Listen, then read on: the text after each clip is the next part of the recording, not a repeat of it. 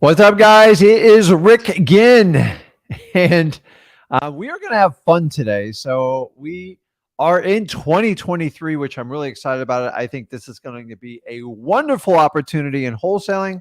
And if you guys didn't catch our live yesterday, you got to go check it out. It was all about AI and wholesaling. Me and Zach actually been working a few months and playing around with it. And if you have time and you want to check this topic out, check out the live yesterday on Flip with Rick on the YouTube channel. Absolutely amazing stuff. And we actually used real-time examples, and it was really cool. But today we're talking all about direct mail and how to scale it up to 100K a month. I have pretty much mastered this.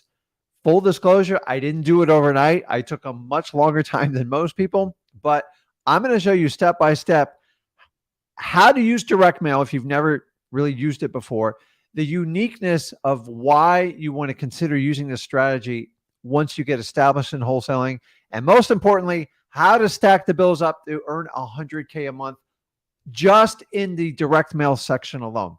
But before I do it, do me a favor. Make sure you use the comment sections. You introduce yourself. Let me know what market you're in. And guys, I'm going to open your eyes today. If you haven't used direct mail before, you are missing out. So as usual, put in the comments there. If you want to go on one-on-ones, I missed some of you guys yesterday. So I take everybody in order they're coming on. So I will jump on that. But you guys know what to do. We are all about wholesaling. I like to have fun doing this. I have ADHD, and I believe the subject can be boring. For the most part, most people teach it are extremely boring. And I got to wake you up and liven you guys and have fun with it. So the really cool thing about wholesaling is you can adapt it to your lifestyle. So if you think I'm just loud and obnoxious, that's fine. But if you're like me, you're probably a really good fit for wholesaling. Check out this video as we warm everybody up to wholesaling. I love what we do. Let's get it on, guys.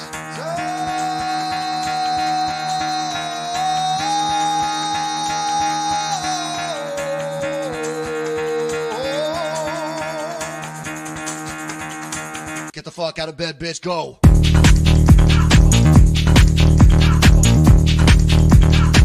Get up, and get the guy go.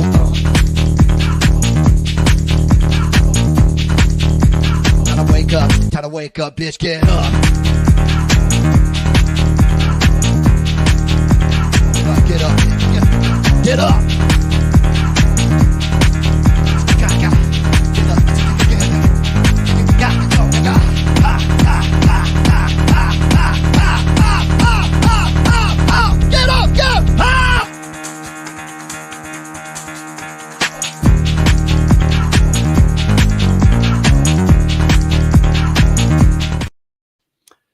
That pretty much sums up how I feel about wholesaling. It's fun, it's unique, it's different. And here's the really cool part is if you do it correctly, you can control your time, your destiny, your financial outcome, and most importantly, the time that you want to spend with the correct people in your life. So I've always loved this business. I came from the corporate world. And without further ado, let's dive into it. I'm going to take about 15 minutes, talk about the direct mail, and then we'll do a Q&A. If you ask questions online, we'll do that in the chat section, or you can do the one-on-one on the masterminds. Go over to Wholesaling Houses for Real. Click on the video today, and you'll see the link to StreamYard, and that will get you in line to do that. So let's talk about it. By the way, anybody guys tells you, oh, direct mail is a scam and it's ridiculous, it means they don't understand it. So when direct mail doesn't work, it means you never really did it. It means you made one shot at it and you quit. Now, you all know that me and Zach are a big proponent of not starting out with direct mail. Why?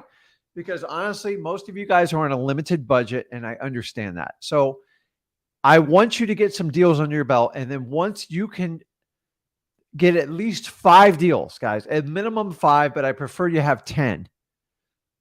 You need to seriously explore direct mail because you're missing out on a easy lead stream that kind of is automated. And honestly, if you are a single operator and you have some cash to work on this, you really need to pay attention to today's live because this is all about you.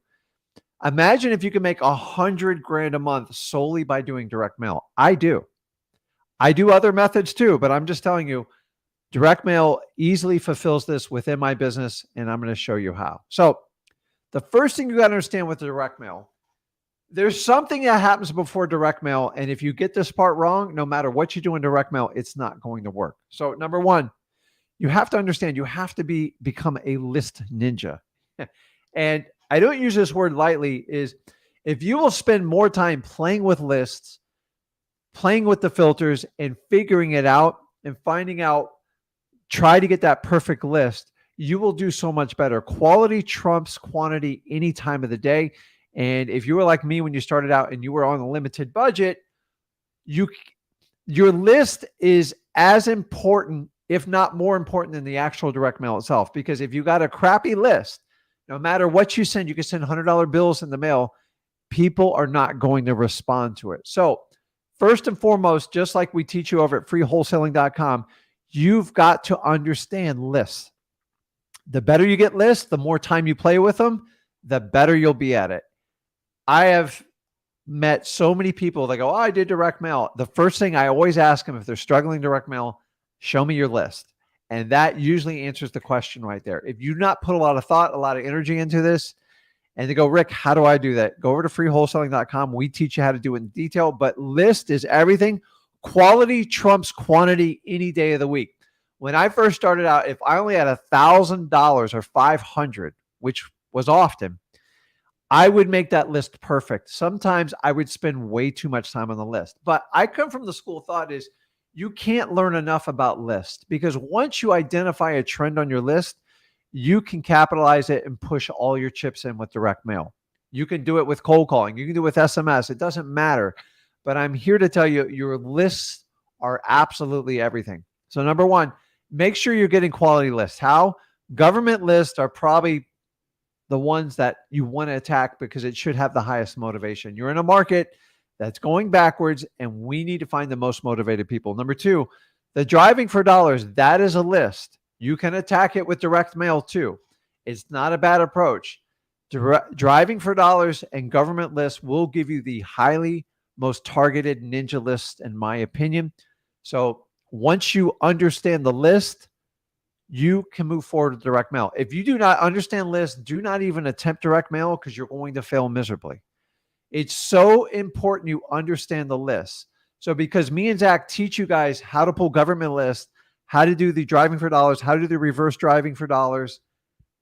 Once you understand that and you get your list dialed in, as time progresses, you'll talk to more people. When you get to the point where you want to add direct mail, it's perfect because you've already figured out the list. Most people fail in direct mail because they don't understand lists. So become a list ninja. Do not take this lightly. You cannot spend enough time cultivating your list. I'm in this business. I'm going on 21 years. I am a geek in this stuff. I love the right list. And it is all trial and error, but I have more wins than I have losses. And if you can stack up the wins, you can do amazing things with it, guys. Do not leave out the list. So going forward, if you're going to get in direct mail, you have to know your budget. You can't guess on this, guys. So it's real simple. I am a high advocate for postcards. They're simple, they're to the point, and they're the cheapest way to do it. I know letters are more effective, but they're almost twice the cost. And most of you guys put way too much stuff on letters. So when it comes to probates, I'm all about letters. They're very small lists, and I'm a huge advocate for that. Outside of that, no. Unless you're going to do commercial properties or much more advanced multifamily, postcards are just fine for single family. Why? Because I've tested this out over 20 years, and I'm here to tell you, you will do very well with postcards. End of story. So if I have to do a budget, you got to understand, on average, it's going to cost you roughly 50 cents a postcard. So just do your math. Figure out what you can afford. You can figure out the number of prospects, and you can easily go to the next step, which I'm going to show you here. But I tell you guys, if you do not know what your marketing budget is, you cannot do direct mail. You cannot guess on your budget. And when you set a budget, you need to set it and plan it out for 12 months. And you have to give direct mail 1 quarter. In 1 quarter, direct mail should easily pay for itself. What is a quarter? 1 month, 2 months, 3 months. After 3 months, I want you to look at a marketing schedule. After 3 months, direct mail should pay for itself. You're going to have to plan for 3 months of your own money to fund your direct mail campaign. A lot of people understand. So a lot of times we go January all the way through December. So if you planned on starting out, go, listen, the first quarter, I'm going to spend $1,500 a month. So that's fine. So that's $1,500. What is that? $4,500. You need to have $4,500 set aside. That's how it works. That's why I want you guys to go out and get some deals under your belt and set some of that money aside for future marketing endeavors just like this. But so many people go, well, if I do $1,500 a month, 1,500 times, what's it, times 12? What is that? That's like 18, what is it, 18 grand? Somebody do the math on it for me. I should have done this ahead of time, but I didn't. 1,500 times 12. That's 18 grand. A lot of you will look at the 18 grand and go, oh my God, I can't do this. No. Look at the first 3 months. After 3 months, you should be able to close a deal from your direct mail campaign and be able to fund the next 9 months. Most wholesalers can't get past these numbers. They don't do a schedule. They don't know what their budget is, and they're terrible at creating lists. So guys, I'm giving you information in order so you can understand how this works. Bear with me, I'm moving on. Now, once you do that, the next step is you have to choose a marketing medium. So we already know you're going to do postcards, right? So if you know you're going to do postcards, let's just rip the Band-Aid off. You've got to have the best one that you think's going to get the highest rate of return call. So number one, always pick something that does not have trade bait on it. Anytime someone says a final notice or urgent notice or call me, we have a gift waiting for you, it is a recipe for disaster in wholesaling, and you're going to have problems from state agencies, from the federal government, and you're going to have a lot of people hating you when they call you. I did not get in this business to be screamed at. I get screamed at enough. Please make sure you find a unique piece of mail, specifically a postcard, that does not have a ridiculous gimmick on it. Final notices do not work. And honestly, the FTC is going to come down on you and you're going to create problems. You have to understand direct mail is still one of the, why it's so advantageous is number one, you can scale it. And number two, it's legal. So don't do something like crazy. I'm not all about reinventing the wheel, but I did learn over time is if you use what every other mail house does, all the other investors are using it. And this is where you can really get run over in saturation. So how do we prevent this? Guys, if you want to learn more on how to do this, where is it? I'm going to show you right here. So first thing is I want everyone to start out at freewholesaling.com. End of story. If you don't have a budget for this, go out, get some deals under your belt, and then make this as part of your future projects. But if you're already at this stage, maybe you close your first 100 grand, you go, Rick, dude, you got to show me how this works. This is the perfect video for you. So the next step you want to do, where is it? I'm going to put it up here. I know I got the link somewhere.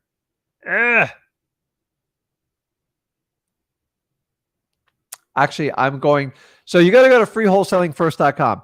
If you want to get details on really deep diving on how to do direct mail and how to duplicate my system, I actually give this stuff away for free. I know I could sell it for a ton of money, but you know what my mission is here. So go over to mailingmastery.com and I'm giving you kind of the bullet points to get you excited about doing this because it really works well. So a unique piece of mail. Here's a really cool part. Go over to Mailing Mastery. I go into detail on how to leverage this. We have created a postcard that I tested out for over a year and a half. And I sat down and got so frustrated with not getting deals from direct mail. And then I looked at what are the two biggest responses. So I went through 3 years of data. And number one was take me off your list. And number two is what is your offer?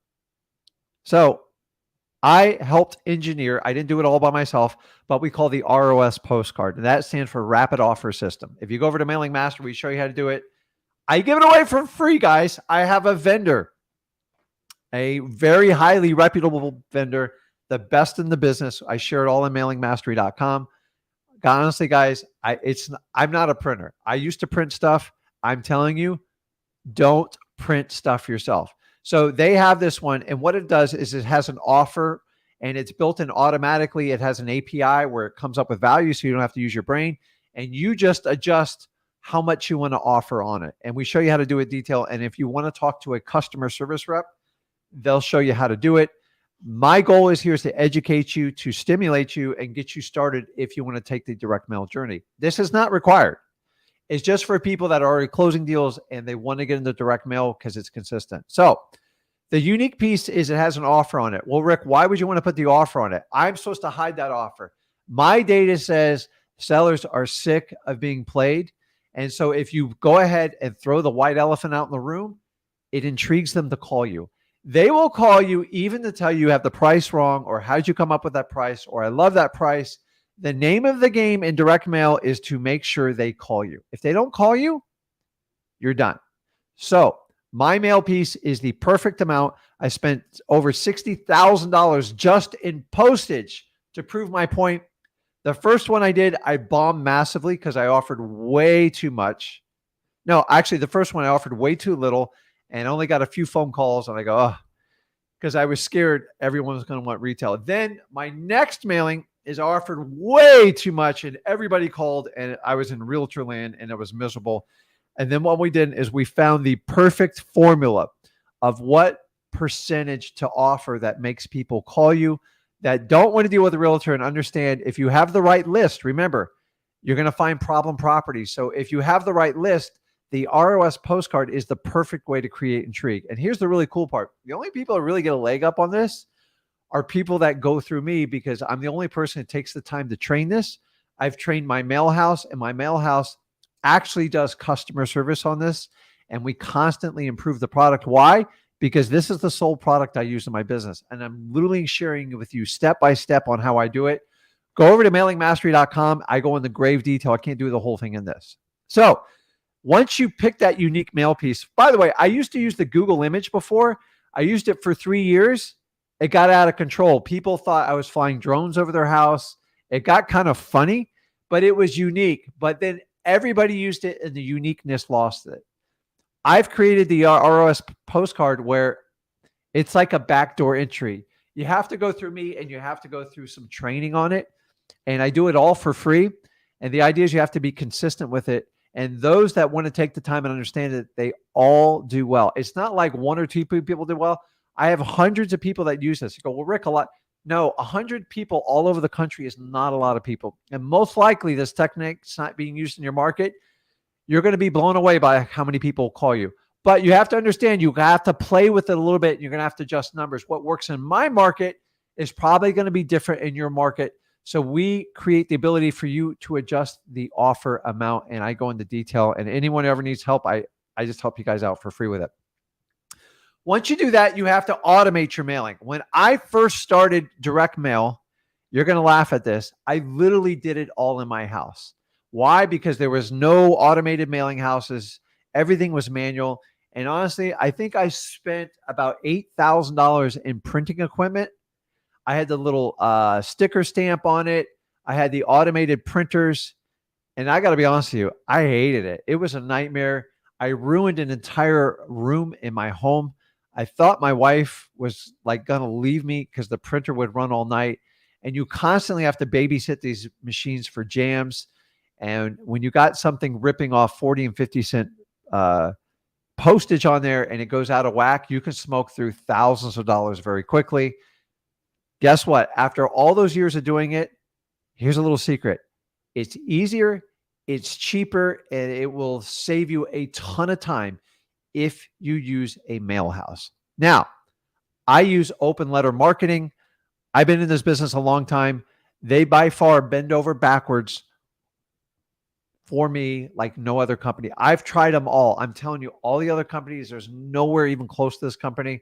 They're up in the northeast part of the United States. I know the owner personally. They really care about their business, and they are actually real estate investors that do printing, and they understand it. And I love their customer service. I love talking to people in the United States. Guys, we're talking all about AI. It's going to be changing, and I'm going to make sure that they always answer the phone with a real person. I'm not a big fan on the robot thing, but I understand where it's going. So automation is key. So you could, once you have your list, once you have your postcard and you get it dialed in, this takes a little bit of learning. You can automate it. Why is that important to you? Because as a single operator, you can now scale your business.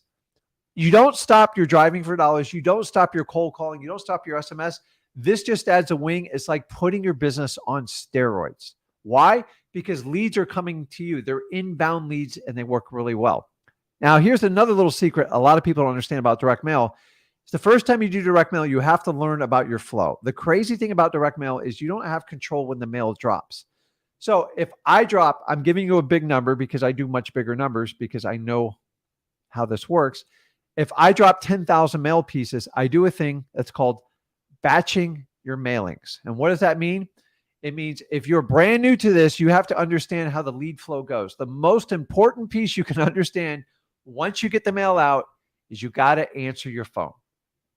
So in the beginning, it's going to be you. Let's just be honest. You want to learn how to answer the phone because remember, if they call you, you have a chance.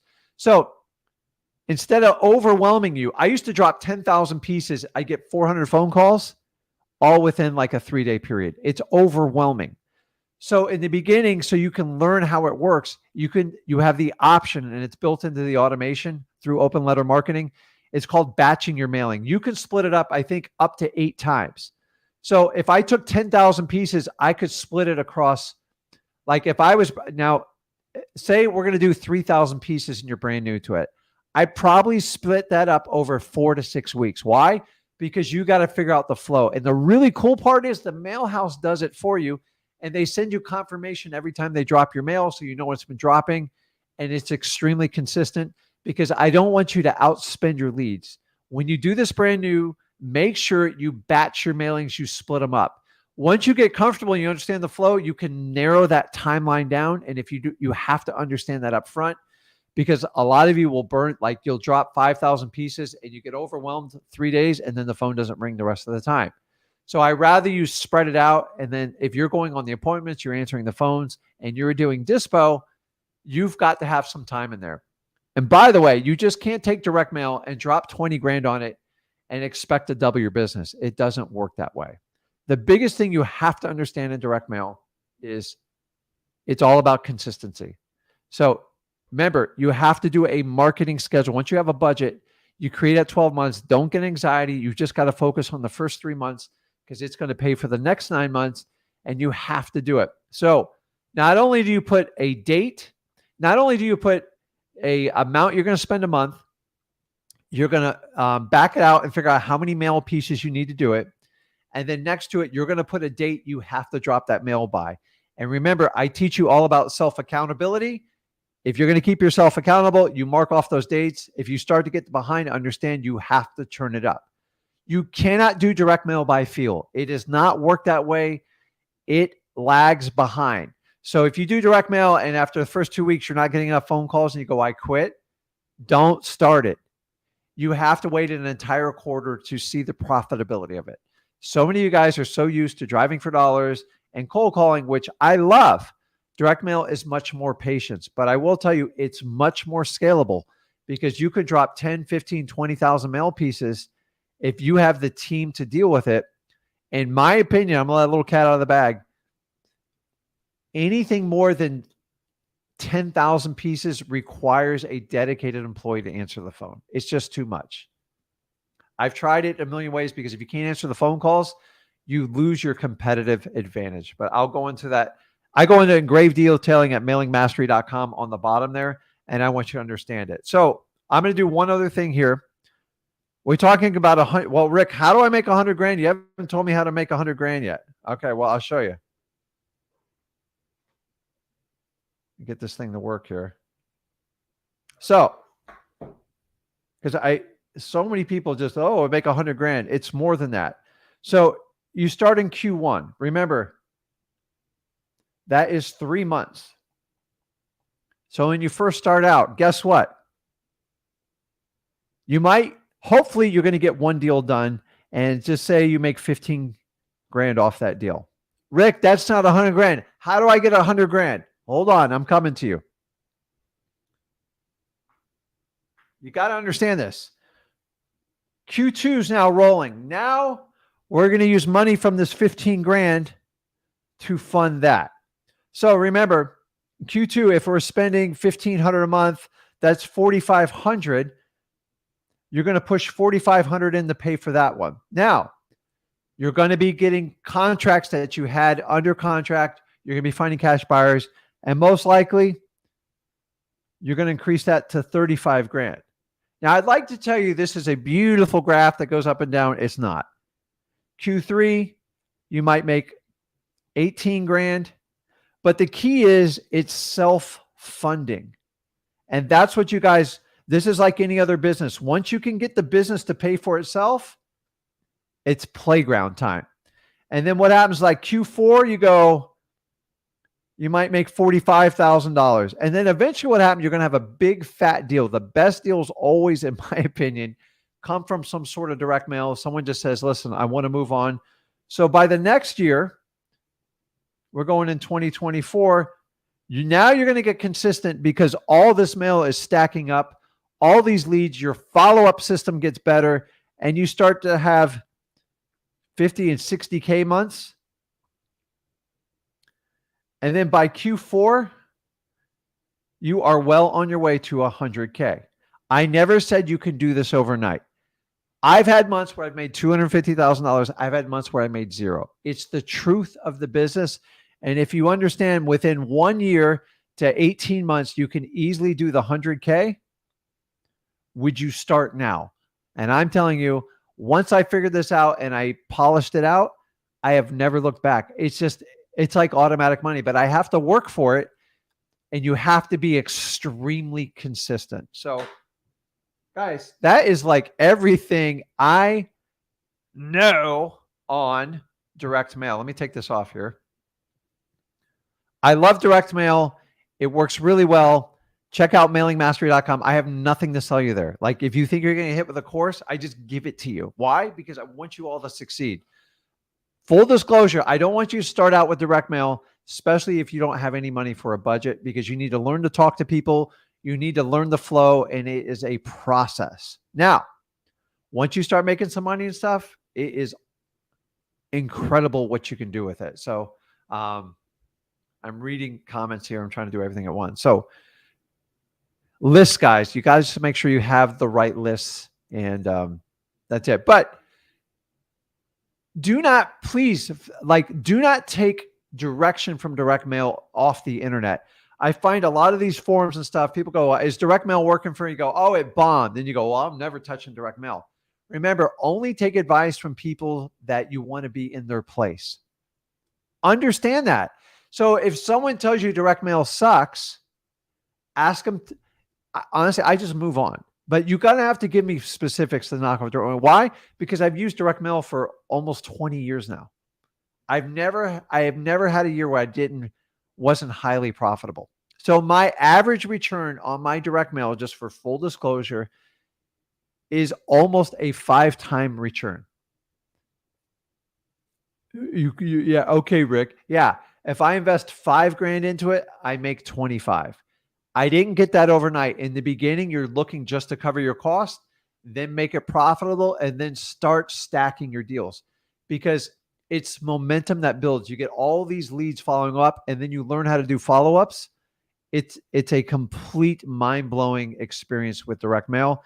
And today, with the automation of clicking your button and working with reputable companies, and guys, here's to tell you, I've tried every little tiny small printer. I've tried the huge giant printers. Find someone you connect with. If it's open letter marketing, then that's great. I do a lot of business with them. They have all my direct mail business, and they understand what I do. And I tell them I'm creating a bunch of mini-me's to do exactly what I do. Everyone's in a different market. Everyone has a different budget. Everyone has different circumstances. And you have to look at the entire thing when you do it. You can't just, so when somebody says one size fits all, they didn't do it. Anybody that didn't try direct mail for at least 3 months, I guarantee you they will fail. End of story. So let's see here. Let me answer some questions and let's get started. So if you have any questions about wholesaling, if you have anything about direct mail, I am wide open today. So it's kind of use it or lose it with me.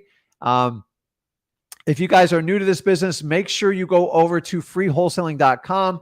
That's the best place to get started. It's going to answer 90% of your questions, and it's scrolling on the bottom there for you. And most of you guys I talk to, I'm going to direct you, go, hey, did you look through the course? You got to put the effort into it. I can't make you do it. Everyone's going to have to go through the journey. So let me see here. I got questions start up here. So someone says, are you sure your postcards won't get mistaken for junk mail? What do you mean, am I sure? Junk mail is junk mail. Junk mail is determined by the individual user. And here's the reality. I've done test after test. I've sat through studies. I'm a geek about this stuff. They test people on how they handle their mail. The more flashy your solicitation, the shiny, glossy, the oversized. I've tried all that crap. It doesn't work. You know what works? White paper, black ink with something that creates curiosity. So let me ask you this. Put in the comments, what do you think is the number one thing people key on their house? You all talk to motivated sellers. What is the one thing they obsess about in their house online? Put it in the comments, and I'm going to show you why this works. I'm not even going to tell you what it is. You can put it in the comments, and I'll show you why. Junk mail is a mindset, a mentality. Why? Let me ask you, why do you think Domino's, Bed Bath & Beyond, by the way, Bed Bath & Beyond is close to bankruptcy, so it's not a good example. But why do you think these people put this crap in the mail? Do you think they enjoy spending the money? They get a return on their money. It works. It induces people to take action to go to a brick and mortar store. You're not a brick and mortar store. So Winston's kind of got it right. Let me cut to the chase here. It's money. And more specifically, it's the Zillow Zestimate. They obsess about it. You guys obsess about it in your house. Here's the best one, right? Value. Homer's correct. So value is, in today's world, is called the Zestimate.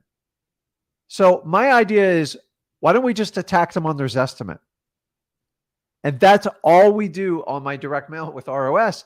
And it works well. You know why? Because people either call me to chew me out about it or ask me for more.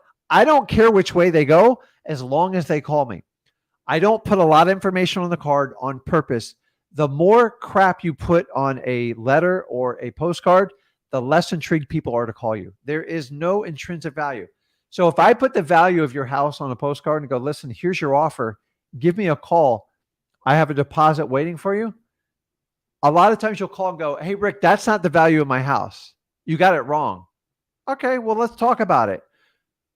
Well, do you think I'm in realtor mode? No, because if I got the right list off my government list, driving for dollars, whatever I got, I know their house has challenges. So the odds of them having a challenge with that house and them questioning the value of it, the rest is up to me. All I need to do is figure out how to qualify them, how to build rapport, and how to turn my script into a conversation. And that's how I get deals, guys.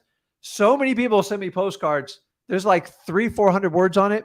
Do you know most people will read the first 2 sentences and they're done with their mail? So the question is, back on the question was, do you think it's going to look like junk mail? Some people think it does. Who cares? I only need a few individuals to get it. It is a numbers game. Only a small percentage need to call and reach out to me. Those are the tired and most frustrated people that need help. That's all I care. A majority of the direct mail you send out is going to be thrown in the garbage. If you can't deal with that, don't do it. But if you think about Domino's, Little Caesars, Bed Bath & Beyond, what are the other coupons out there? Home Depot does a ton of them. The reason they do it is because it works. Do you think these companies would send it out if they didn't get a return on their investment? And they're getting fractional returns, like tiny percentages. I'm giving you 4 and 5 times returns on this stuff. So I love it. It works. You have to create intrigue. Yes, it is kind of junk mail, but it doesn't quite look like your typical junk mail, because when you have their name, a property address on there, and an offer, it intrigues the crap out of people. And they go, oh my God, I got to talk to them. And there's so many people have copied this. The problem is they miss the gist of how it works. If you don't understand the logic and how you're going to make that offer, you will never get it. If you offer too much, you get nothing but retail people. If you have the wrong list, it doesn't work. And if you offer too little, nobody calls you back. So go to mailingmastery.com. I figured the whole thing out for you. I'm telling you, it works. I don't share in your profits. Maybe you share in a deal with me. Honestly, I spent my entire 20 years trying to figure out direct mail. I have got it so dialed in right now. I can penetrate any market and make it work. Some are more challenging. And by the way, I've used this all over the country and it works. Here's the key is I don't give a crap what offer I put on it. As long as they call me and I know they're on one of my specialized lists, I'm good to go. And that's what you got to understand on it. So let's jump on some lives and see if we can help some people out here. Fred, you there? I missed you yesterday. I know you were waiting, so I tried to put you on first today. How you doing, Rick? You well? Good, man. How are you? Yeah, I mean, I'll be honest with you. Yesterday I wasn't actually. I was just in the StreamYard, just Okay. trying to be here. I want to be here every day until I get some action. Awesome, man. That's me being honest. I'm pleased to speak to you. I spoke to Zach a few times, and it's a pleasure to finally get to speak to you as well. Perfect. I promised Zach that I would chase up with somebody. I was a bit too open, and I spoke about somebody that I had potentially to create a contract with, and he hasn't answered to me since. Whether or not it's somebody else to sort of chase up, who knows? That's part and parcel of it. I'm used to sort of, it's not a deal till it's in the till. That's what we say. So exactly. So yeah, I'm just here, man. I'm just. But while I've got you on the phone, I mean, I've been taking notes vigorously every day, and I plan to do this until I hit the jackpot, man. I'm not going to give up. Got it. That's the way you do it, man. Yeah, I am there. But I want to ask you this, Rick, and I know that you've given. I've watched some videos lately, and you've said about some markets, but I'm taking the approach which you guys have suggested. Until I make some money, don't make an investment. Till I've made $100,000 out of this, then I can start investing back into it. All right, I'm gonna perfect the sort of craft of speaking to the people, following up, etc., getting the value from them. I know I'm a bit energetic, Rick, but I try to get out as much as I can. Right. So long and short of it is this. If you was going back to basics, if you was in my position, you've not done a deal before, and all that you've got as far as at your fingertips is for sale by owner, where do you concentrate? Excuse me. You just call through them. It's a numbers game. As far as market, as far as state, market, counties, was there anywhere or? So a lot of people think they're going to trip like me or Zach up on how I do it. I've spent 20 years chasing this business. And remember, I started out in a different time. So getting Zach's version and my version, actually, I think helps people out on these lives because I started the old school way and I still use a lot of the old school method, whereas my son taught me a lot. Like I didn't do cold calling because number one, we didn't have we had to manually dial one by one, and it was really hard to get phone numbers back then. It was almost impossible unless you were associated with a large corporation or you had like an endless budget. Today, it's kind of seamless in how you can get it. The downside is a lot of people can get the same information, so there's more competition than ever. So number one is people got to understand you have to come up with a plan and you have to execute it. Execution is the hardest part. Everyone's got amazing plans. When it comes down to everybody I talk on these streams, if I get into the mechanics of the execution, that's typically where you're going to find the biggest roadblock. So I would always tack any type of government list, specifically I made a living on code violations for 3 years. It's all I did, guys. Like it wasn't easy. It's just nobody else was using it at the time. And then once I started doing deals, I would look at the year end with my accountant and he'd go, "Hey, how did you find these 4 deals?" I'm like, I don't know. And then then I started doing Intel, and that's how I found probates. I did probates completely by accident. First 7 years, I didn't even touch a probate. I did them by accident. I actually got them from driving for dollars because I looked for old, crappy, ugly houses, and most of them fit the bill. Then once we decided to extract that list from the courthouse, it was a complete change. It was unbelievable. And I got to tell you, it changed how I did my business. Hold on, let me block this person. So knowing that if your plan is to do this on the hustle, grind, muscle, and I'm fine with it because a lot of you are doing that and I'm fine with it. The advantage that number one, it's more frustrating in the beginning. I'll be the first one to tell you. But remember, your anxiety is put into the hard work. Imagine if you drop 10 grand on something you don't completely understand, and if it doesn't work out, you're done. Sure. To me, that is more stressful. Hmm. And I did a little bit of both in the beginning. I got much more of a reward getting a deal with little to none of my money, as opposed to the route where I spent $3,000 to $5,000 on direct mail, because it was horrifying. Mm. And I didn't understand how direct mail worked.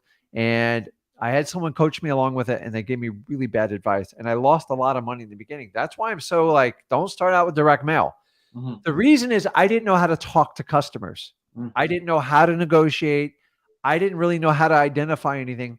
And by your ability to go through thousands of people, which is what it's going to take, Mhm. you now have learned a skill set that would probably cost you $10,000 on your own. And although you don't feel like you get traction, you are making unbelievable progress that you can't see.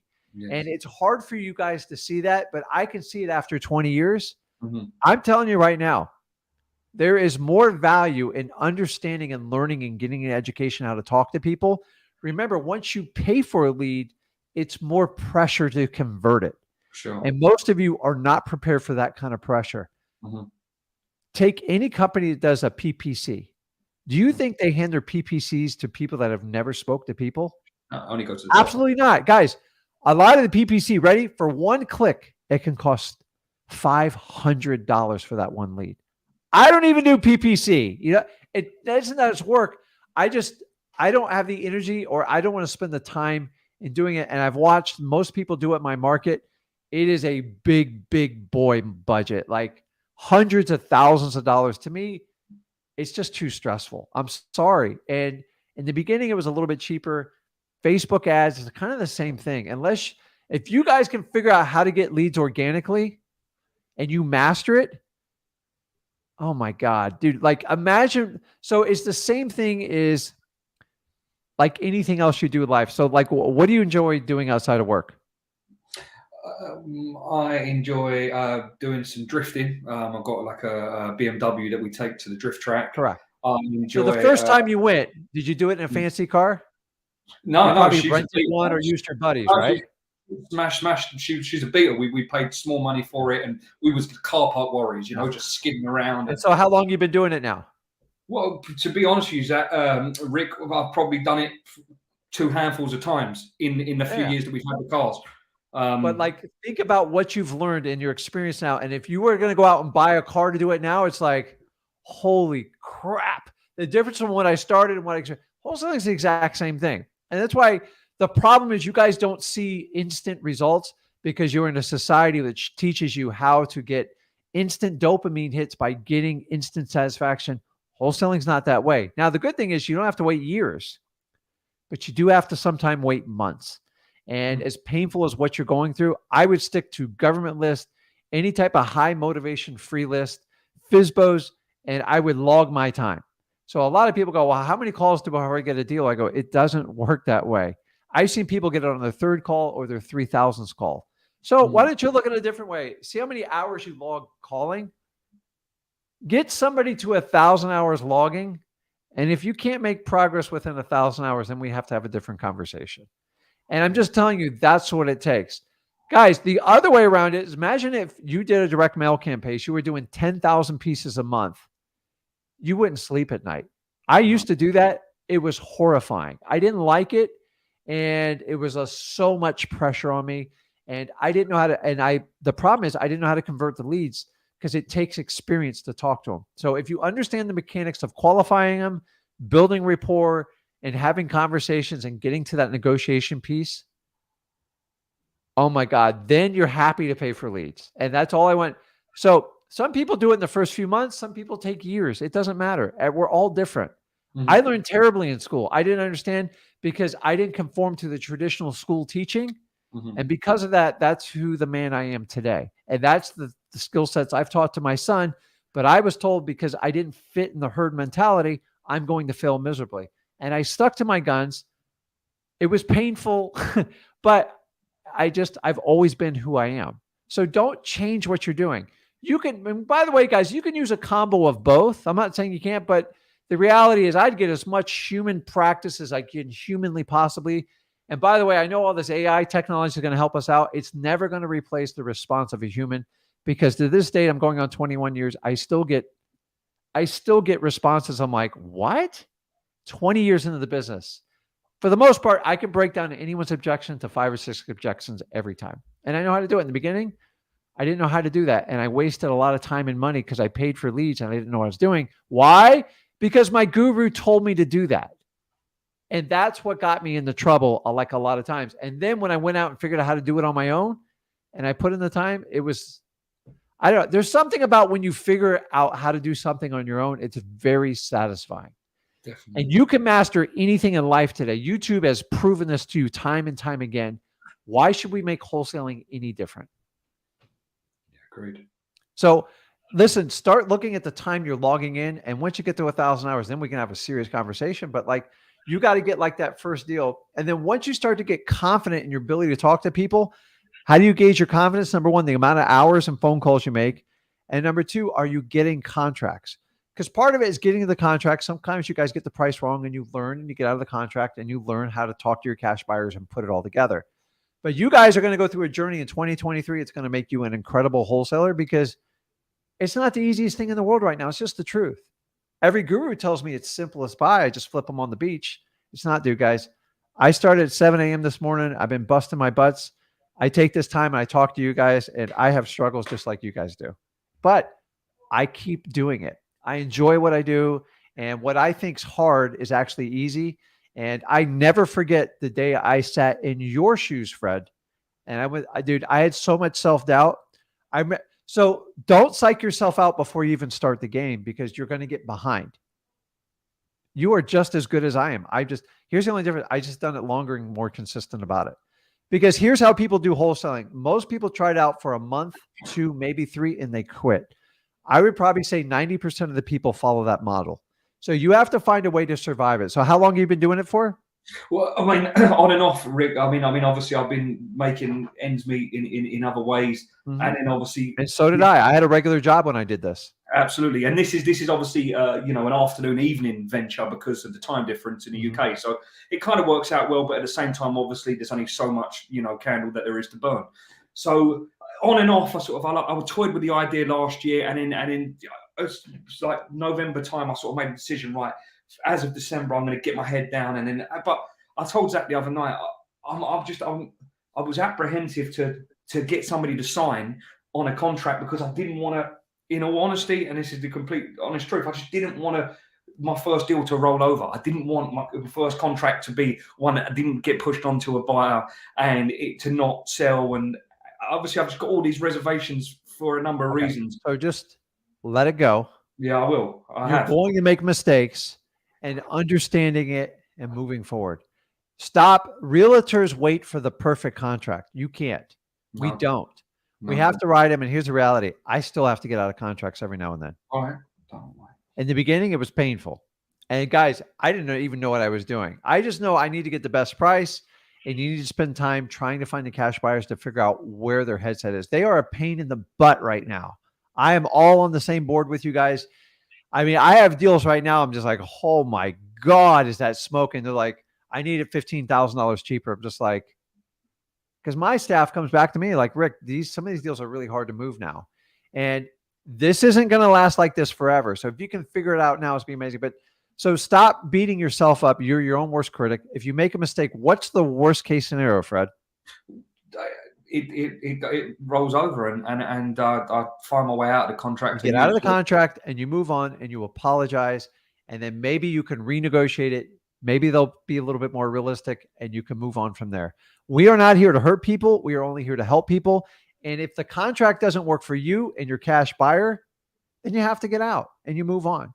And listen, I don't want you to get the wrong price, but we can wait and study this stuff for years to get to the perfect contract. It's not going to get you to the finish line. And so a lot of times, if you do what you fear the most and just get it over with, you go, so worst case scenario, it doesn't work out. What's your worst fear? You get out of the contract. It's embarrassing. Like you just like big deal. They just want too much for their house, and you felt for their sob story, and you go like, okay, now I know I just got to work with motivated sellers, and you live and you learn. But guys, let me tell you what, I've put contracts under tight numbers and I've made $30,000, $40,000 profits.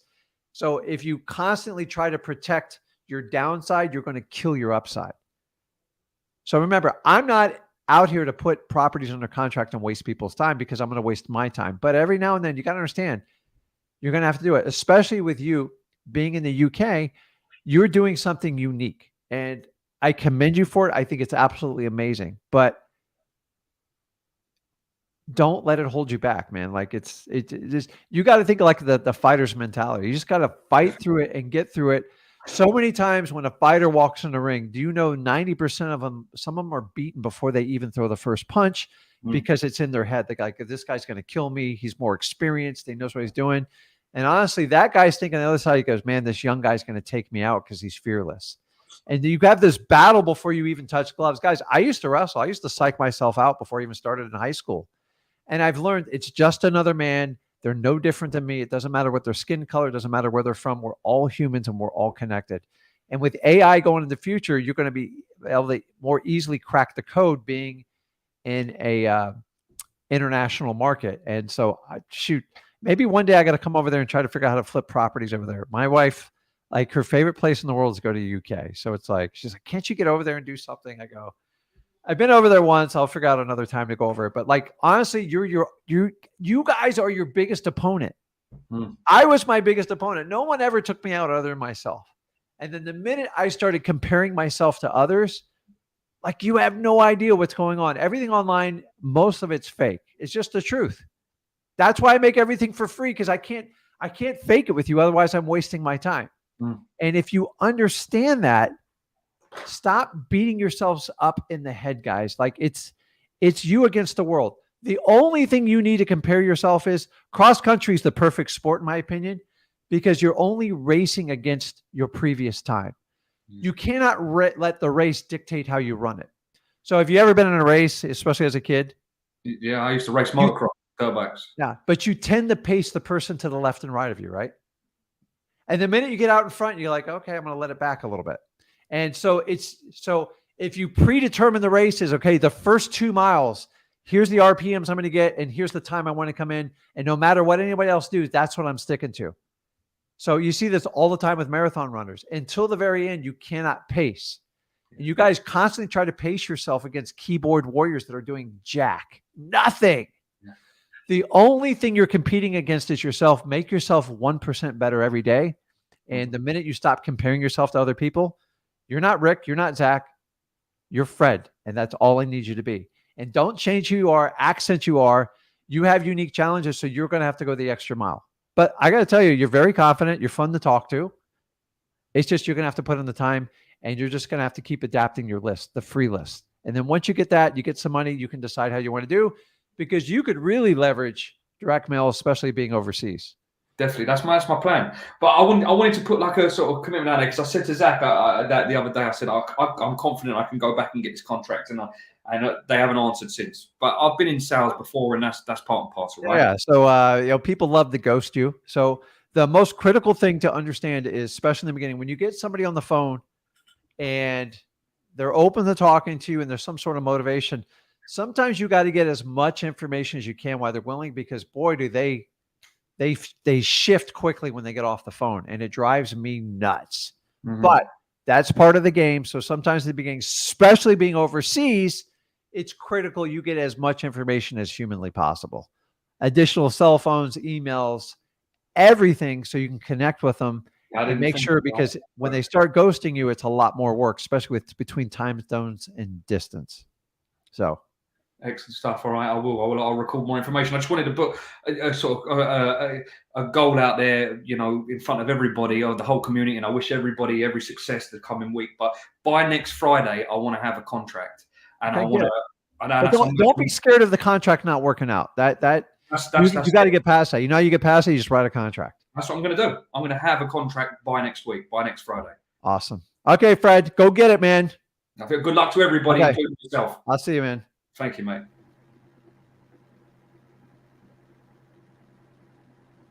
Caleb, you there? Yo, what's going on, man? Hey, man, how you doing? Pretty good, man. Dude, listen, dude. I was just on the phone to the city of Fayetteville. Well, I live in Arkansas, and Okay. I was trying to get the water shut off list, bro. And it was so bad, dude. Like they was just so disrespectful, and I was like, "Isn't this public information?" And dude, it was so bad. I called another surrounding city, and it was the exact same thing. And I'm trying to file a FOIA Act or whatever it's called, like the Freedom of I don't know what it's called. Yeah, it's called So FOIA. So it stands for Freedom of Information Act. And honestly, you want to know the truth on the FOIA? what? It's an empty threat. What? It's just going to waste your time. You can use it as a threat. But honestly, guys, the FOIA thing has to be like the final bomb you drop on somebody. Because it's going to once you do that, they shut you off. And you're looking at months, even if they're forced to give you the data. So you got to understand that going into it. So are you doing this virtually or in your local market? I'm in my local market, but yeah, virtually because I don't have a ride right now. So I'm basically doing virtual, but in my local market. Got it. Okay. So you have some challenges with transportation. So you know that going in person increases your odds exponentially. A phone call would be number two, but it's easy for people to hang up. An email, they pretty much discount you. You'd have to do massive amount of quantity to make that happen. So I want you to understand this, guys. When it comes to any type of list, probates, code violations, water shutoffs, fire damage, those 4 lists I just gave you, in reality, they are public information. Those lists are funded with our hard-earned tax dollars. Nobody debates that. Okay? So you are right when you say it's public record. Yeah. The challenge is the government entities, agencies that run this have what they call privacy policies. And you have to understand there's a distinct difference between public record and private policy. Yeah. So understanding that private policy is what you got to crack the code on. Yeah. That's it. You have to figure out how to navigate through their policies to get the information, or if you can even get the information. And you're not going to get 100% compliance on a lot of them. And understanding that is the biggest play that you have to understand. Because so many of you go, well, it's public record, it's public record. What they're telling you is our privacy policy says we can't do this unless you do that. So sometimes you have to play the stupid game with them. Unfortunately, an email and a phone call, they are told to blow you off. Like they're not going to comply and do it. When you go in person, they have more challenges because you can do some bigger threats that make it a major issue. And I want you guys to understand that. You have to now decipher the privacy policy. And you know how you do that? What? You're going to have to befriend the person you're talking to, either in person, which is much more effective, or on the phone. You're going to have to sweet talk your old rapport conversation skills and figure out. Remember, they are regular people with government jobs. They want to get home to their families and they just want to pay their bills. So you're going to have to become their advocate and get on their sides. Go, listen, I know, I get it. You have privacy policies. Can you just help me navigate through it? I want to use this list for the correct reasons. So number one, how did you request the list? So what do you mean? I just called the utility department. Is that what you mean or something else? Yeah. So tell me what you say. I got to fix something while you do that. Dude, honestly, I'm gonna keep it real with you. I kind of got mad, man. I kind of blew up a little bit because the girl I was talking to was actually mad disrespectful, and honestly, I got disrespectful, man. I got mad. So you know where I'm going with this. So you guys, you cannot blow your tops off on these people. Number one, they're not paid enough. And number two, they don't need to put up with your crap. So understanding, if you're trying to get your basic, so a lot of you think, well, they work for the government, I pay their bill, they need to comply with me. No, it doesn't work that way. A lot of them tell you, my job's not to get you less. So you actually have to treat it like a friend that's doing a favor for you. And if you'll change your mentality on how you do that, I'm telling you, it will change how you think about this business. The FOIA thing, I really regret ever throwing that out there because I did take that action once. in all truth, it took 3 months to give me the information. It was a way. So when you get the FOIA Act, they're never going to help you out again. Like they're like, oh, here comes the FOIA guy, because you can make their life hell if you want to. But do you really want to be that person that walks in the door or phone call or email that does that? They're never going to do Man, I that. hate being that guy. Honestly, I hate it. So you're going to have to pivot on how you do this, and you're going to have to figure another way to attack it. So do they know your name and stuff? Yeah, bro, it's over. Like, there's no way I can call back. What I would do is, man, I'd consider like finding a ride or someone to help you, like going around today, buy them lunch and go around a couple offices and just start over in person, man. Because I would not be calling with your name there, dude. I wouldn't give you the time of day if you threatened me. Yeah, no, as a government employee, guys, they don't make a lot of money. You're just creating more work for them. So, like right here, let me tell you, this is my old school tactics. Whoever posts this, amen to you. I used to bring donuts. You know why? Because you hear a dirty little secret. Because I share way too much information, guys. I used to work for Enterprise Leasing. You know, Will Ferrell says they give you the tools to be your own boss. Yeah. Hated that job every day of my life. But they taught me how to go around those sales calls and drop off donuts. And my managers, they taught me that you have to bribe people to exchange to get information sometimes. And to this day, it's still true. Dude, donuts is a big motivator for a lot of people. It's something about it wakes up your morning, but it's not always donuts. Coffee's risky because it can get cold. Cookies in the afternoon. Guys, you're like simple holiday cards. And by the way, I bribe everybody. Like I do it legally and ethically. I give away Christmas cookies. I bring treats. I buy lunches. Because when you have tight times, you need people to help you out. And there's no different in Port St. Lucie, guys, don't duplicate and go to my office. I worked with the same girl for 4 years. Now, it took me 3 months to break her. It was my job. And then when I couldn't get the probates, I would send my wife in. Because sometimes us guys, we just don't register. She's in a girl in it. My wife goes, here's the list. I go, are you kidding me? I've tried that for a month and a half. She goes, she don't like you. She thinks she goes, she thinks you're, you know what? I'm like, oh, dang, man. Oh, guys, like, think about this. Think outside the box. If you can't attack, sometimes you switch up from a male role to a female. If you have a wife or you have a female partner, like sometimes it's just a change of the type of person that goes and gets them. And you got to change your approach when you attack these lists. You already know you're up against the wall getting these lists on the phone. So if you go in with a nasty attitude and a threatening attitude, I'm not surprised with what you're telling me. Yeah, I messed up, man. Honestly, I'm not going to get just that restart, apologize, like figure out how you want to, and just understand. Everybody on this, understand you've got to reattack and do it right. But the FOIA thing, listen, you can threaten the government with whatever you want. They work at a speed so slow, it's painful. So if you can bribe them with some donuts or cookies like that, go for it. To me, it's cheaper than like waiting 4 months to get the wrong information. So I regret throwing out the FOIA thing because when I taught probates, I go, worst case scenario, you can ask to do the FOIA Act. Of all the times, the one time I threatened it, it was honestly, it cost me about 40 hours of my time. I had to consult with lawyers. It wasn't worth it. And by the time I got the information, it was terrible. So if you guys want to threaten it, understand it's an empty threat. And I think they all know that now. So throwing it out is not very productive. So yeah.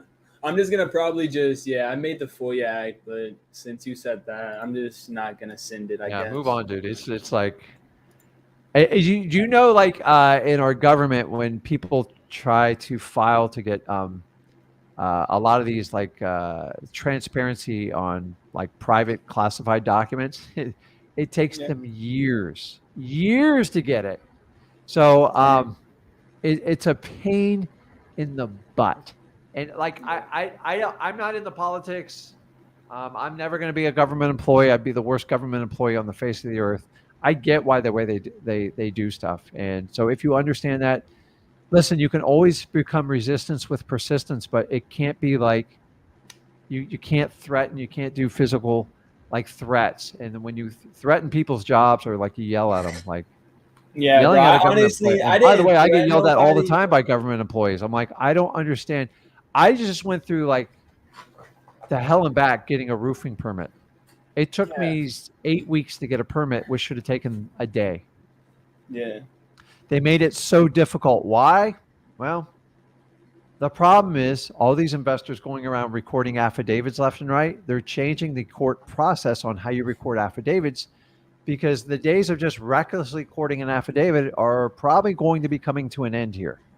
Yeah. Meaning they're getting overwhelmed at the court system and it's screwing up a lot of people's titles and stuff. So if they're being extra careful on a roofing permit, imagine when someone files something to do their novation. And by the way, novations with a 50% fail ratio, you are at major risk as an investor if you use that strategy. Just my 2 cents on it. So just reattack on how you address them, and I think you'll be fine. And remember, you're not going to bat 100%. Okay, so if you go for 10 lists and you get 3, great. Work on the 3 and then try to progress to get as many of the others as you can. Okay, so should I get PropStream? I just started. I used to do wholesaling back in the day, like maybe 6 months ago, but then I went to car flipping, and I had a property under contract, and the buyer went behind me or whatever, and he talked to the seller, and basically that fell apart. And after that happened, go ahead. Did you have it under contract? I did, but I didn't know anything about wholesaling at all, really. I just watched a couple videos. I started with another guy on YouTube, and I got a property under contract really simple, really easily off Facebook. And I talked to the guy, and this is what really happened. He told me to we needed a new contract. So I said, yeah, sure. I mean, if we need a new contract, we need a new contract. So we wrote a new contract, and he had an inspection period. He had a hard money lender. He had all these things. Yeah. And then we went back to the original seller. And this is what actually really happened. I got it mixed up.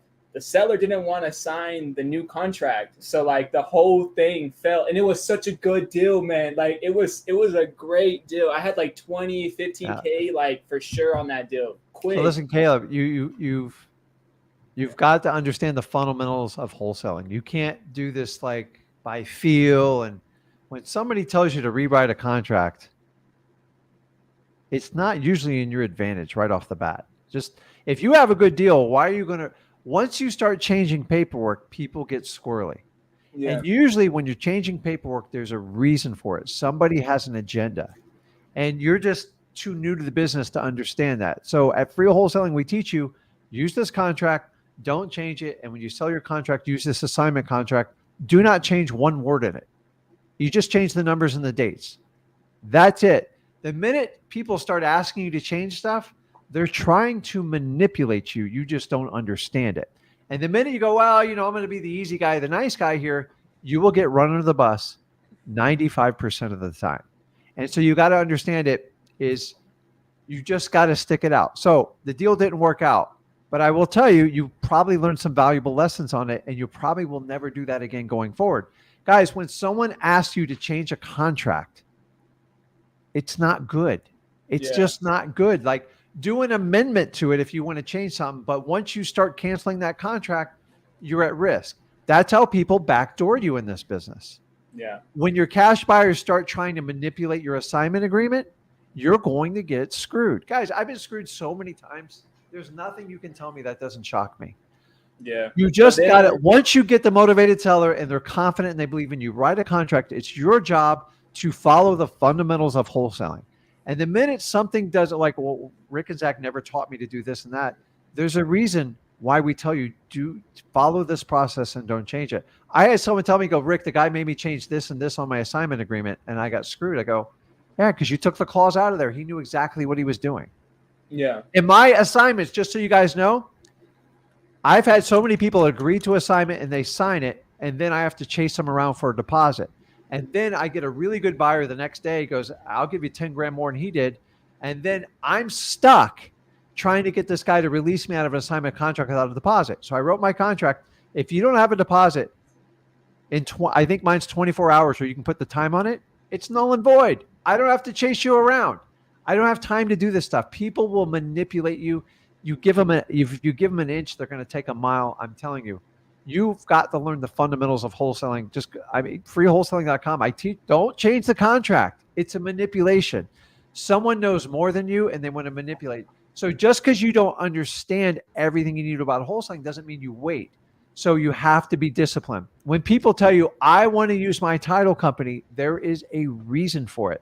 They're secretly not sharing it with you. It's going to be a disaster. Most likely your deal is going to fail, because if you use their title company, that is not a neutral party. That is like that's like being a visitor on the other person's field. You're going to get, I'm just like, oh, it's a title company. They all do the same. They don't. I'm telling you, 95% of title companies are built for the retail realtor, not for us. So when you take it to a realtor, they're like, we don't do assignment of contracts, and that's a scam. And I'm going to advise my client to get out of it. What do you mean your client?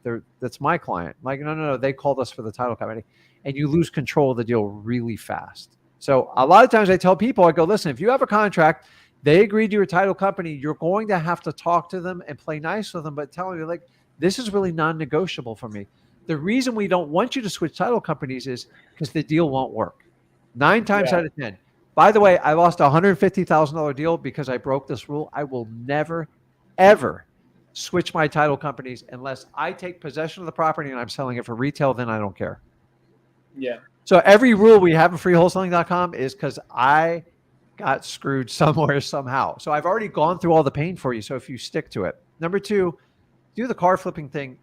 Houses is a natural progression. It's a much bigger number. And you're going to have to pick which one you want to do. If you got to do that to make ends meet for now, but I'm just telling you, you've already proved wholesaling works. You just got to learn discipline. Yeah, that's one thing I lack, man. I lack a lot of discipline. No, but like, that's it. So listen, I write a contract. That's it. I'm in control of the seller. If somebody wants to switch something, put your money where your mouth is. Like, I ain't switching anything until you do this. Yeah. Like, you control the contract. The only way you transfer it is with an assignment of contract, and they have to have money on the line. Because if they screw you, they have a non-refundable deposit. You have leverage. When you do stuff as a favor to people you don't know, that's how you get run over in this business. And you just got to stop making your previous mistakes. Because if you make the same mistake over and over, it ain't a mistake anymore. You're doing it on purpose. Yeah. And I'm here to tell you, you have the ability to do it. You've already proven it. Imagine what you could do if you did this business full time. I'm telling you, just stick to your guns. And don't and once you get a couple years under you, then if you want to deviate, but I'm just telling you, that's usually when you get killed the most. I lost 150 grand because I thought I knew everything. Yeah, that's crazy. You guys know I've lost. I once contracted an entire hotel on the beach through an amazing rapport I built with this little old lady.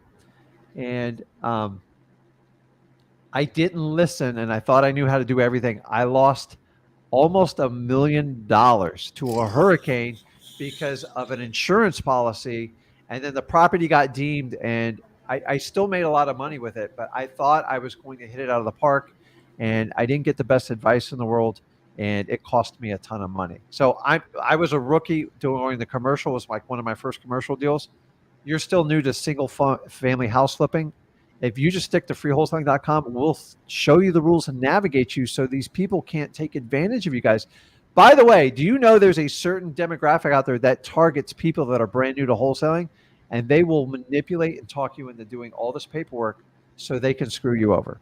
There's a people who make an entire living off of this, and you guys have to avoid them like the plague. The minute they start doing this crazy stuff, like, here's an example. Great, I was sending the assignment a contract. It's a $5,000 non-refundable deposit. No, I don't leave that much. They're telling you they're going to screw you. You just don't understand it yet. And they're going to go, no, what's the big deal? You know, I'll leave you $100. It'll be fine. And then you're going to go through a 30-day emotional roller coaster, and you're going to go, God, I wish I never did business with this person. Follow me up front. They're going to get all mad at you and scream at you. And you go, listen, Rick just saved me a ton of hassle. And that's how we teach you with wholesaling. I'm just telling you, man, this won't be the last time you do it. You got to come up with a regimen and stick to it. And you can't let people take advantage of you and talk you into these crazy things. You'll stop yelling at people to get the government list, stuff like that. So I'm just telling you, man, you got to follow a plan to move through it. And it's not, everyone's like, well, I'll just hire a wholesale coach. And dude, your problems are just beginning when you hire those guys, because they're clueless. Like, they're just like, here's what you need to do. You need to spend $10,000 a month on direct mail. Come on, man. No, I went through all the freewholesaling.com. I went through it all. I made all notes. I have everything on my computer. And I guess like the best thing I can do is probably just get PropStream and just pull like niche list or whatever you guys call it, whatever that word You is. can get 10,000 leads a month. Yeah, PropStream is probably the way to I go. never said, I never make it a requirement for you guys to buy anything. Like you could do it all without it. Will some of this make it easier? Yeah, spending $100 a month is a lot cheaper than hiring a $3,000 to $4,000 a month employee. Trust Yeah. me, I tried all that stuff. You guys don't know how good you have it with technology today. It's ridiculous, and it's about to get even more insane. So, if you can afford to do it, it's go listen. Okay, $100. That's all I can spend right now. Maybe a little bit of skip tracing, and come up with a budget and execute a plan. You need to stay on point with discipline and execute. And when you get a deal on it, go, once I have it under contract, I'm staying in my lane. I'm not going to let someone talk me into something. I'm using my title company. I'm using my contracts, and I'm using my assignment of contracts. And if anybody wants to waiver on this stuff, I know I'm going to filter. A lot of people complain about cash buyers vetting them.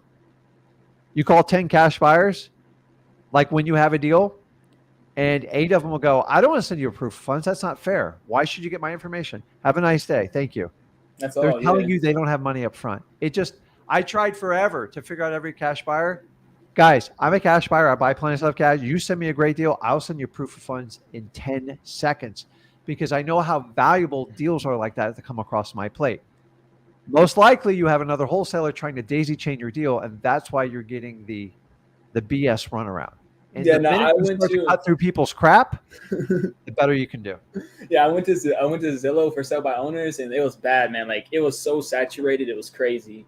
Zillow for sell by owners. But I'm telling you, got the skill set. You've already proven it. You're just a little undisciplined, and you need to get a little more direction. But remember, at the end of the day, you have to make yourself accountable.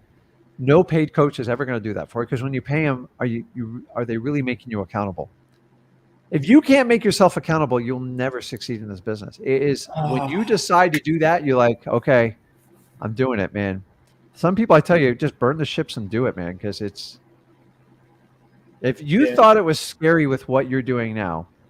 So how old are you? I just guessed, man. How old do I look?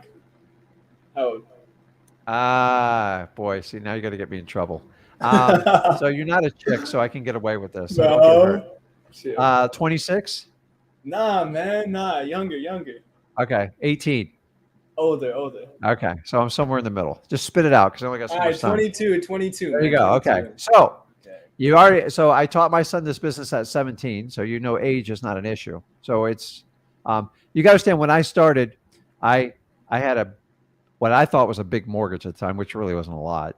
I had 2 young children, and I had a crap load of debt. And I was horrified, man. And I was what I thought leaving that, like, it was a decent paying job, but it was torture. It was 70, 80 hours a week, on call 6 days a week. I hated every minute of it. So I said, screw it. I'm just going to do it. Like, what's the worst that's going to happen in my life? I can always go back and do a job like this. They're a dime a dozen. Yeah. And that's how I looked at when I did it. And so you're going to have to make some decisions what you do. Dude, you're so freaking young. You have like the entire world in front of you. You got to try to find the sea and the ocean that you want to paddle in. And the sooner you can find it out, it is better, but it's not the end of the world, guys. Honestly, I didn't get my traction until my late 30s. It's okay. Yeah, I found out what I want to do. I want to do real estate, but like I have no money. So like this is the best thing, I guess, in real estate to do. It's just do real it. estate wholesaling. Then do it. You got to stick to some rules when you get stuff under contract. Yes. You can be a wild child till you get to that. Once you get to the contract, think about that. You're basically a football team on the 2-yard line. You just need to punch the damn thing in the end zone. It's first and goal, 2 yards. I would go with the plays that had the highest probability and just do it. That's why they try 2 runs and usually 2 passes at the end. Yeah. That's all you need to do. If you understand that, then you're fine. The minute someone tries to navigate, you go, let's change this. Let's do that. Zach told me about this. This is where I'm going to get screwed. Yeah. And when you see it coming before it comes, it's incredible. Honestly, dude, if I told you how many times I got ran over, check this out. Once, when I was much younger, I found a deal off of a foreclosure. I door knocked. Lady's like, I'm desperate to sell my house. I go, man, it almost sounds too good to be true. It was. I signed a contract with her only to find out after the fact she was in a contract for 6 months with an unruthless wholesaler, and the house was being sold in 10 days at an auction. I got a lawyer involved. I got everything done. I got all this help. I did it. I made like a $20,000 assignment fee. She got out. She got equity at the house. Everybody wins, right? Yeah. Wrong. I got sued. And I was set up by the homeowner. They had an agreement with the other wholesaler, and she testified against me and wrote an affidavit. And I found out they were in cahoots. So not only did she get her money, he cut a deal with her to split the proceeds from suing me. And I've just learned, after I learned, my attorney says this guy sued 42 other people, and it's a scam they set up. But guess what? Dang. I said initially, I go, this is too good to be true. It never happens this way. And my gut intuition was right. And I got so excited, I just went forward. And if I just took some time to do some more diligence, it cost me about 50 grand out of my pocket. So like how do you stop that from happening? You just had to do more due diligence. How do you know? So they were in a huge hurry, like too much of a hurry. And I got fooled into it. And Okay. I was naive, and I thought I was getting a really good deal. I thought I was helping out. And then, I gave up my title company and I used theirs. That's where I got killed. Dang. And that's when all the stuff, and then I find out they manipulated the contracts. I rushed through the closing, and I signed a hold harmless, and they were supposed to sign a hold harmless, and their side didn't sign it, and that's how they countersued me. And Okay. guys, So- the name of a lawsuit is to leverage money out of you. It's never to win the lawsuit, it's to leverage it. And Yeah. because I wasn't disciplined, I got in trouble with it. And I'm just telling you, like, I don't do that stuff anymore. Like, when people try to rush me through a transaction, I go, okay, am I missing something here? And I ask them. And then I'll give it to the title company. I go, something doesn't seem right with this. Can you do some deep digging? And so remember, writing the initial contract, you can't get in trouble. It's when you go to the title company and they go, hey, something came out of the woodworks, this or that. And I'm not So telling you why- guys to scare you. I'm just telling you, a lot of times your gut instinct is correct in this business. So why is this so important? Like to use your own title company? Why is that? Because super they look important? out for your back and they understand what you're doing. Okay. And they'll tell you when people go, this guy keeps calling me, there's something fishy going on here. So the other day we had a deal, and my title person goes, hey, the guy's called me 5 times. I think you have a problem with this guy. I go, okay, I'll call him right now. We called him. I go, listen, you have a non-refundable deposit. He goes, yeah, I want to talk to you about that. I'm like, there's no talking. It's set in stone. You agreed to it. You were going to follow through or you're going to lose it. Yeah. I do not negotiate with people once they've signed contracts and done everything. You have to be flexible with the sellers, but when it comes to my cash buyers, you signed the agreement, you're going to follow through with it. And here is the finality if you don't do it. So Yeah. dude, you got to make a decision. You're still really young. It doesn't matter with that. Like, you have your whole life in front of you. If you want to do this, I would go all in and dive in. I don't think you'll go wrong with the prop stream. And me and Zach show you how to use it. And I think it's like really cool. Like, I think it's an amazing piece of technology. And you being a one-person operator, it's not a bad. You can use batch, you can use prop, use Zach data, you can use listrei.com. I don't care. Like, honestly, I make everything free for you guys. So it's we use them both in our business. I max them out like crazy, and honestly, I couldn't run my business without them. But I use ListSource, CoreLogic for the better part of my life. And guys, by the way, it was $1,500 a month, and that was a lot more. And that was in today's money. My God, that was what it was 10 years. 15 years ago. Compared to today, this is dirt cheap stuff, man. You really got to look at it. So if you cut out a couple coffees and a couple dinners, you're right there. Yeah, I mean, So- I basically got everything. I just need to get the deal because I just found a title company that works with investors and wholesalers. So I guess now is just finding the deal. It's always that first deal. That's always the hardest, That's always the hardest. Now you got it. You were there before. You just like got to stick to some discipline. You'll do fine. So. Okay, man. Well, Okay, man. I appreciate you, man. Okay, go back and make up with the person at the government agency. Okay, And guys, understand the FOIA, man. It's like an empty thread. I wouldn't even go there anymore because I think a lot of them have like figured out they're never going to do a FOIA. It's like when that person goes, "I'm going to sue you." I laugh my butt off when people tell me that. I'm like, obviously, you don't understand how lawsuits work. Yeah. Lawsuits are complex. They're expensive and they're emotionally draining for people. And people don't understand just the basics of a lawsuit. there's no lawyer on this earth that will take a retainer less than $5,000 or $10,000 just to hear your problem. Yeah, it was a waste of time for sure. Yeah, so it's like when you do the FOIA, like I'm telling you, when you see the paperwork and all the crap you got to do, it's like, and you, by the way, you're not going to get the result you want in the end. So just understand that, and you right. tried it, and just learn from your mistakes. The key here is don't repeat them. I know. But I need to find some other people like to actually do this with. I want a JV, man. I'm a people's guy, so like I need to like. Okay, well, there's so look at some of the Zach's done some interviews. I have people that in this thread comment, I'm not going to throw out names, but they constantly come to the lives and they find people to JV with them. Now, me and Zach do JVs. We're selective about it because I do this for free. It's got to make sense. But I have one person that's done like, I don't know, like 25, 30 deals in my group. That's crazy. Why? Because he just knows how to talk to people. He makes it very attractive and he doesn't screw people over. Now, I don't publicly endorse people because I'm careful with it, but I'm telling you, if you want to do that, you can make an entire business built around it. You just got to add value and help people out. That's all you need. So, for sure. I'll make a way, man. I appreciate you though, man. Okay, man. Go get it, man. Go apologize to her. All right, peace out. Okay, see ya. Lorena, you there? Are you able to hear me? Yeah, I can hear you. How you doing? Hi, I'm doing well. How are you? I'm phenomenal. What's going on? What can I help you out with?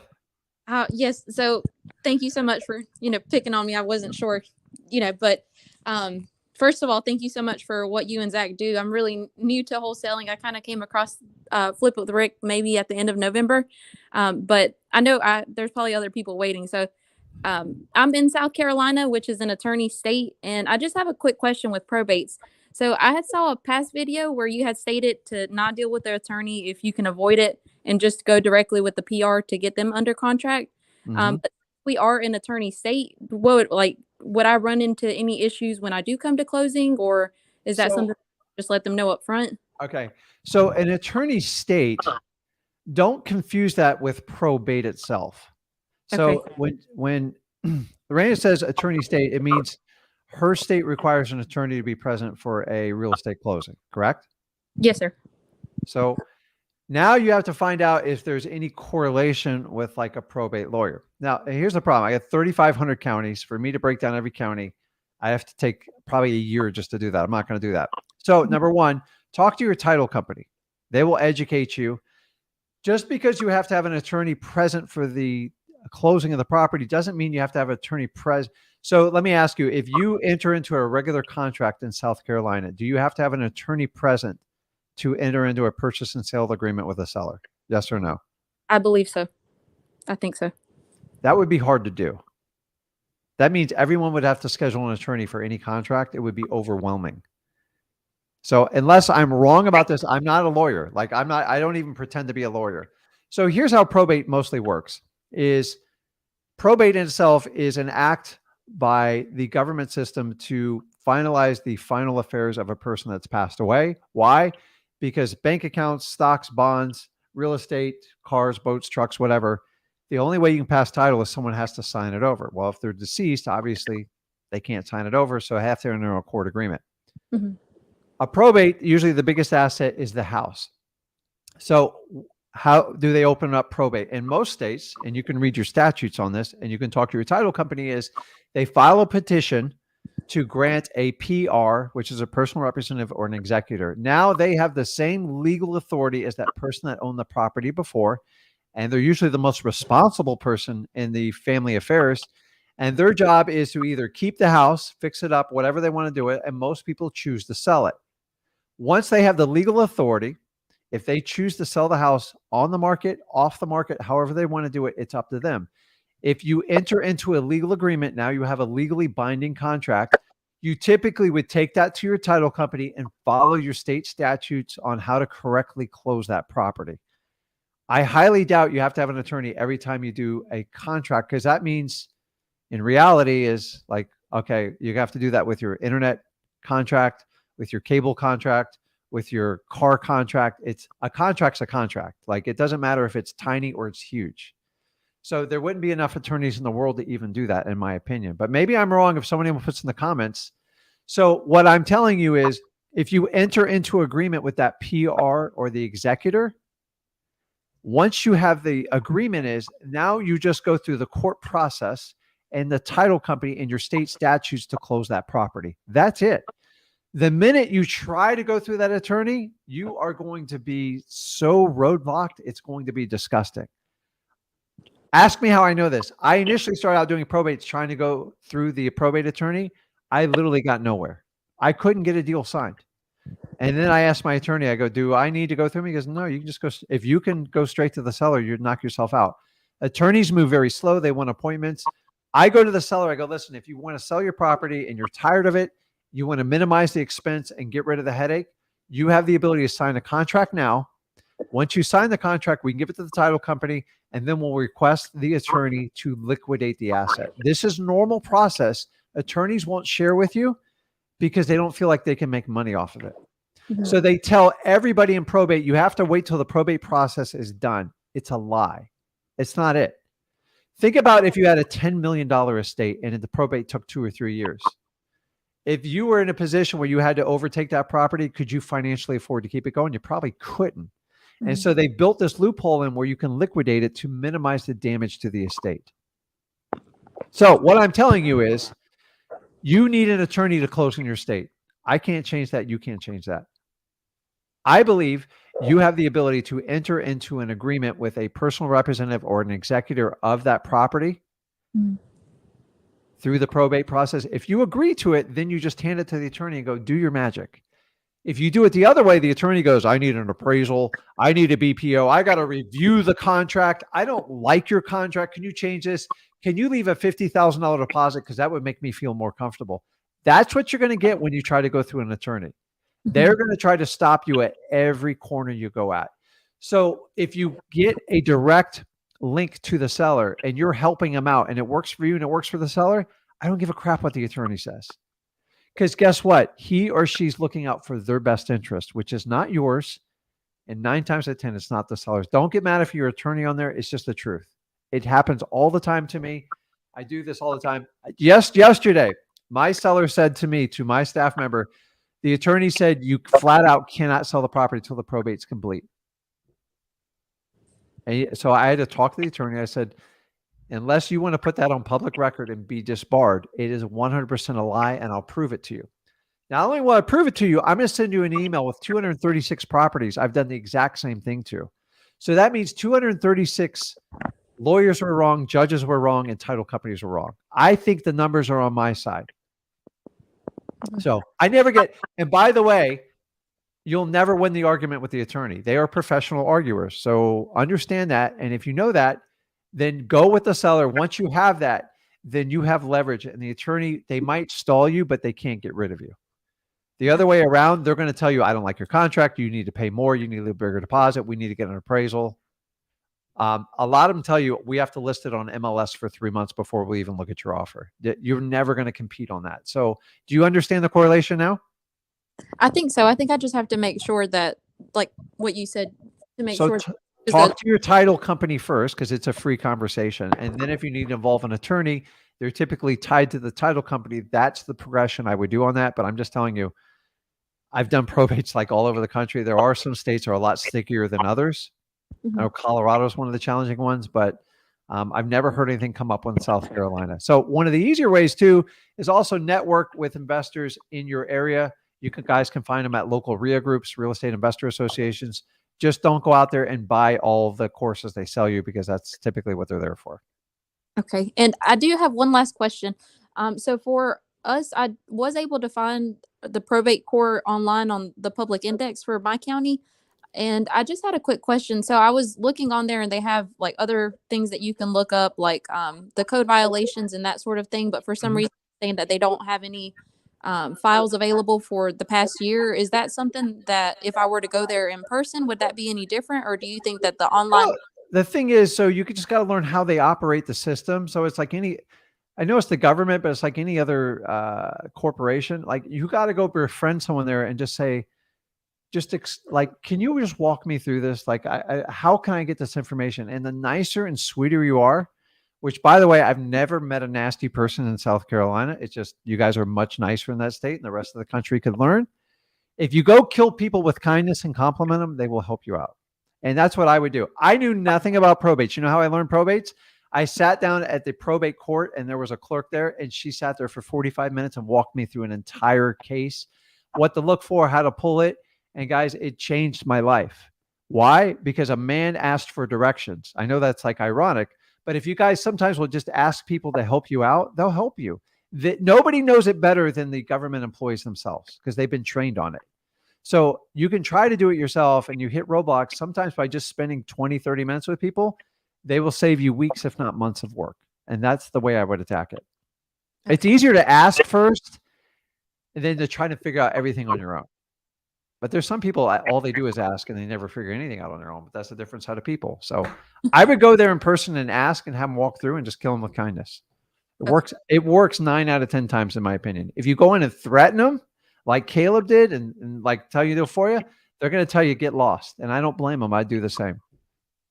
Okay. Well, thank you so much for taking the time to speak with me, and Okay. here on the lives just to kind of keep myself accountable. So thank you so much. You got it. Okay. Thanks, Lorena. So guys, if you want to learn how to do 100K a month in direct mail, guys, go over to Mailing Mastery. I go in the grave depth. There's only so much I can do on this live stream. And guys, make sure you subscribe to this channel, the Flip with Rick, the Rick Ginn channel. I'm releasing videos on there like absolutely insane. The quality like I'm doing of the content, I'm really diving deep because I want to help you guys out as much as possible. And don't forget to check out my son, Zach Ginn. Guys, I appreciate it. Go out there and get deals. And I will see you guys shortly. Have a blessed one. Thank you so much.